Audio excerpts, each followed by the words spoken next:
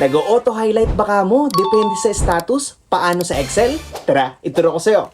Kaalam, may sample data na ako dito. Kung makita nyo, meron akong completed, rejected, pending at hold. Ngayon, lalagyan natin yan ng data validation using itong list.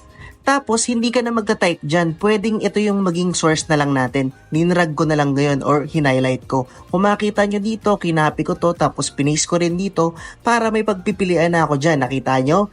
'Di ba? Mas hindi na ako mahihirapan. Ngayon, hinighlight ko ito. So, ang system natin ngayon, nag-conditional format ako, nag-use a formula ako. Una natin yung completed. Gusto ko kasi kapag completed, green. Kapag rejected, is red. Kapag pending, is yellow. Pag hold, is orange. Yan lang yung ginawa kong formula. Tapos yung format, which is yung green, gusto mo, pag nakita niya yung completed, green yung magre-reflect. I-repeat mo lang yung process. Punta ka sa conditional format, new rules, use a formula to determine, tapos equals, tapos $sign, F6 kasi nandun yung ating pagpipilian na conditional formatting. Tapos, yan, nirepeat ko lang yung process hanggang sa hold. Kapag nag-try na tayo dyan, completed, ayan green.